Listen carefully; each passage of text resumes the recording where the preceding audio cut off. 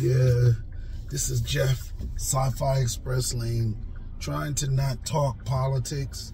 So this is a really good example of science fiction and fiction in general, speculative fiction, futurism, really being called to duty to not distract you, right?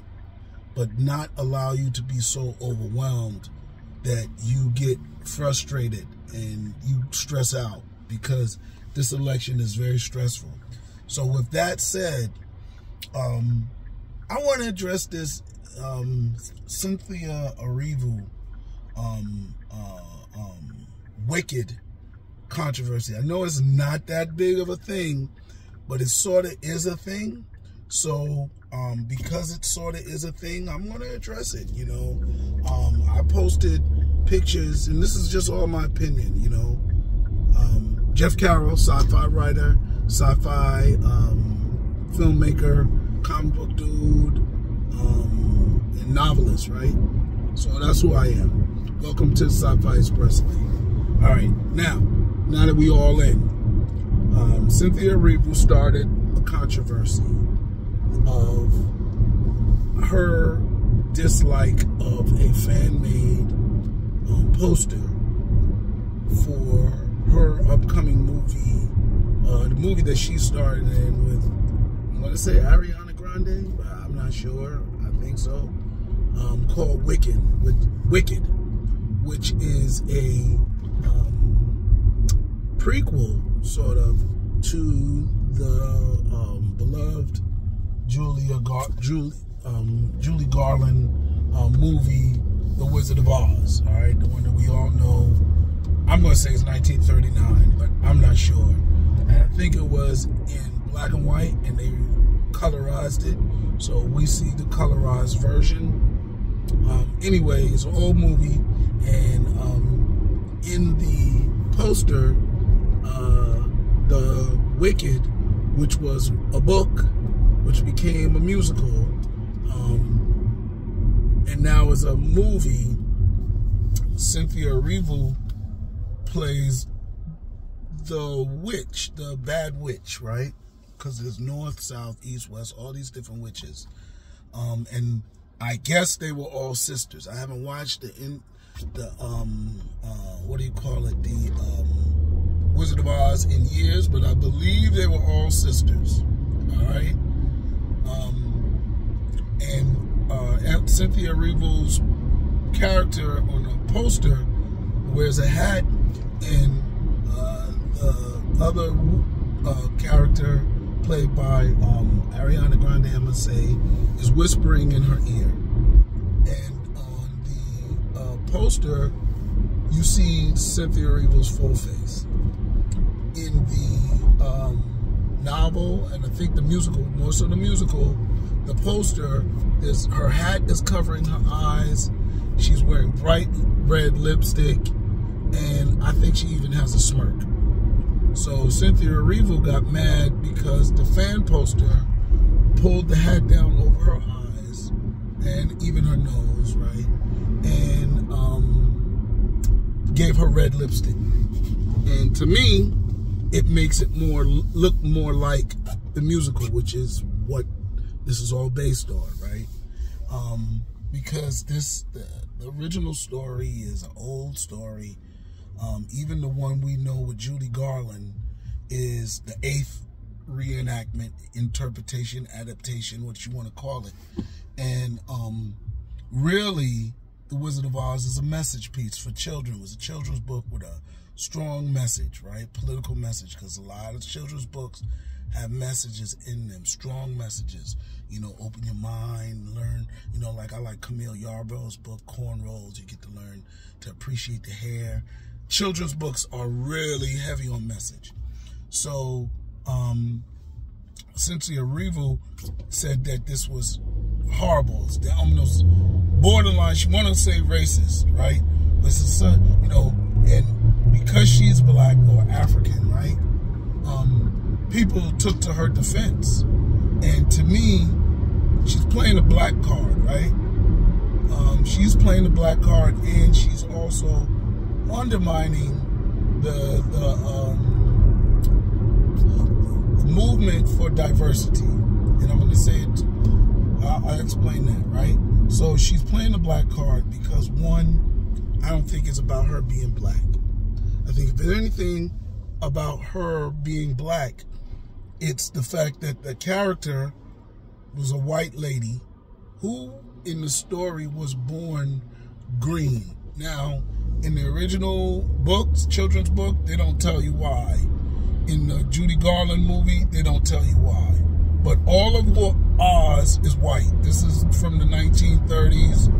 Everything, we had black cinema, we had black people, but there weren't, this is before Black Panther, right? Almost 80 years before Black Panther. And the diversity wasn't really a part of the agenda. So we wasn't in it. Post Black Panther, they got the musical. We ain't in it. There ain't no black people in the musical. This character's been played by white women ever since the character existed. So if there's any, right, colorism, it's her. It's the fact that they gave this role to a black actress. They didn't give it to, as much as I like to say she's a top actress, nah, she's not. You know what I'm saying? She did Harriet Tubman. She looked mediocre in that. And yeah, I'm throwing hate now because I don't want to supersize her. You understand what I'm saying? She also gets backlash from being a part of this hate that black British actors get, or African British actors get, for taking African American characters' roles, right?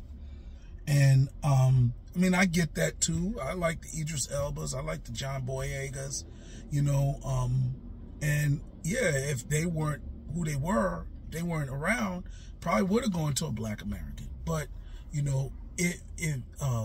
if they can play the role, they are not joining in on tokenism and replacement. Like, black actors get held to a certain standard in the black community.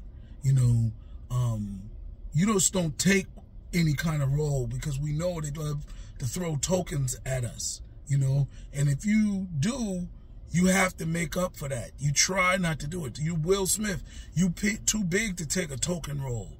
If you're going to take a role, they got to do something to that character to make him have a backstory, to make him have, I don't want you to die first. You understand? So we hold our black American, African American actors to that standard.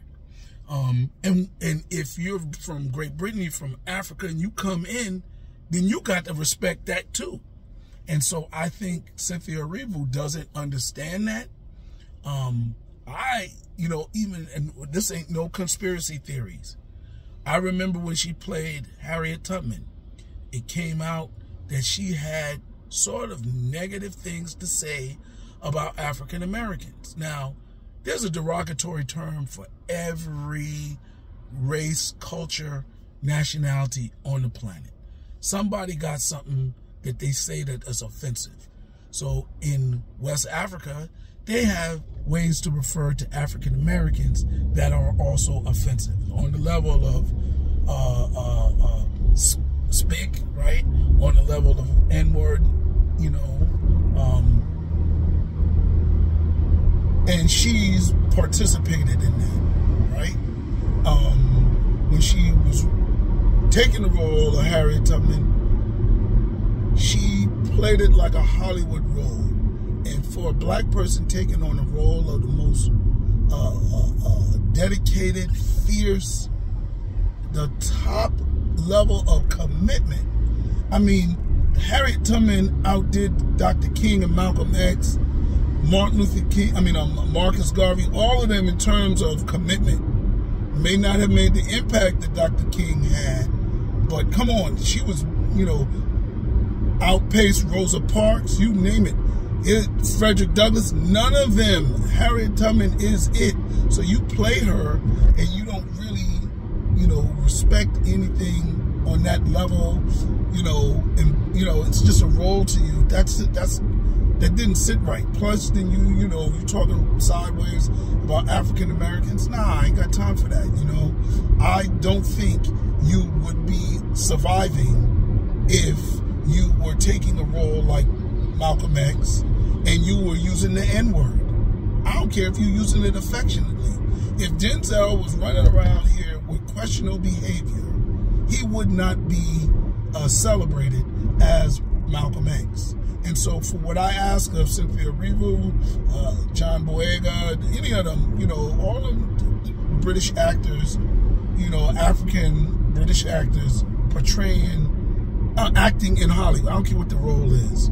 Yo, keep that in mind. I hold y'all to the same standards, and I think other people do too, you know. So that's a problem. So, you know, back to the Wicked, right?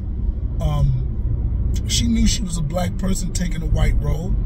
I don't care if this person was green. It ain't Thanos. It's not originally a black person, and there's more to black people than just the pigment on our skin. You know, African people behave crazy different.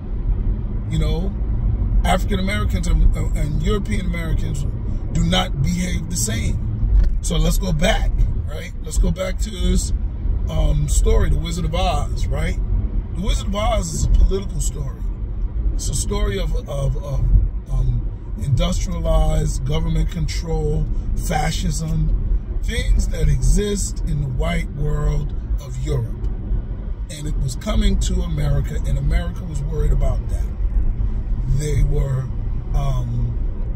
black people are a factor, but black people represent a different political mindset. And this was not a story that involved black people. And I get it. There's munchkins, there's talking scarecrows, there's a talking lion, there's a tin man, and I get it, it's high fantasy. But that wasn't our analogy. We weren't analogized in it. So unless you're changing everything like they did with Diana Ross and Michael Jackson with The Wiz, right? You're telling a different analogy. Michael Jackson and Diana Ross's version of The Wiz was not the same as The Wizard of Oz. It was a similar story, but it took on different issues, because it's different issues that involve black people. Every issue that involves human people doesn't involve human people the same. Cynthia Erivo, that character doesn't speak to your Africanness. It doesn't speak to Margaret Cho, Michelle, I forgot her name, from Michelle Yeoh. It doesn't speak to an Asian character. It doesn't speak to brilliant indigenous American characters. It doesn't speak to an Arab or an Indian. Understand, that's the character. It's a particular story. Now, if you want to reboot it and have a fully multicultural story, hey, I'm all for that. Retell it. But don't this tokenism, race swap. No. And this is what I'm hoping. But she's the one that's complaining. I have no problem with the revised cover, because it looks more like the character, and it did get it from a place. They didn't do anything to exaggerate her negatively. You understand what I'm saying? So I just think this is big time ego. I think if she does, if the movie reveals that she didn't make any changes to the politics of the story, then this is some tokenism stuff, and it's undermining her participation in the film, undermines the progress that we are making in diversifying Hollywood, right? The movies that come out. So that's how I look at it. And yeah, I'm not for making gender swapping characters. I'm not for gender identity swapping. Don't add no gay character in there just to make it. No, gay people have a different mindset many times than straight people. You know what I'm saying? So show that, do it authentically, Don't just swap somebody in and out. We're not interchangeable like that. All right? Jeff Carroll, Sci-Fi Express Lane. Like, share, comment, and subscribe. All right, peace.